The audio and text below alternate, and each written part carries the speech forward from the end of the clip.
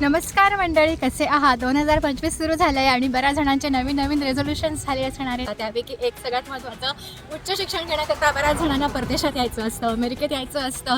परंतु कॉलेजची fee, युनिव्हर्सिटीची fee बघून बऱ्याच जणांचं स्वप्न तिथेच अपूर्ण राहतं, कारण आपण मिडल क्लास फॅमिलीतले असतो आणि आपल्याला हे सगळं परवडत नाही. म्हणून बरेच जण गिवअप करतात त्यांच्या ड्रीम्सवर. अमेरिकेत शिक्षण घ्यायला येण्यापूर्वी ही एक गोष्ट नक्की लक्षात घ्या की अमेरिकेमध्ये भरपूर स्कॉलरशिप्स आपल्याला मिळतात.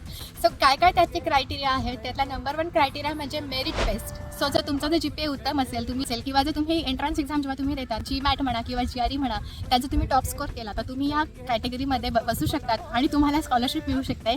सेकंड म्हणजे टॅलेंट बेस्ड. सिंगर असाल, थिएटर एक्सपिरियन्स असेल किंवा कुठलाही इतर टॅलेंट असेल तर त्याच्यासुद्धा बऱ्याचशा स्कॉलरशिप्स इथे अवेलेबल आहेत. नंतर म्हणजे ॲथलेट्ससाठी जर तुम्ही स्पोर्ट्समध्ये तुम्ही काही नाव कमावलं असेल तर त्या कॅटेगरीमध्ये सुद्धा तुम्ही अप्लाय करू शकतात. आणि लास्ट म्हणजे ज्यांची फायनान्शियल कंडिशन उत्तम नाही आहे परंतु त्यांना डिग्री घ्यायची आहे, ते हुशार आहेत, त्यांच्याकडे टॅलेंट आहे, तर असे विद्यार्थी ह्या कॅटेगरीमध्ये अप्लाय करू शकतात. अमेरिकेमध्ये भरपूर स्कॉलरशिप्स तुम्हाला मिळतात. शिवाय तुम्ही इथे टीचर्सला असिस्टसुद्धा करू शकता. जे PhD करणारे टीचर्स इथे असतात त्यांना गरज असते स्टुडंट्सची.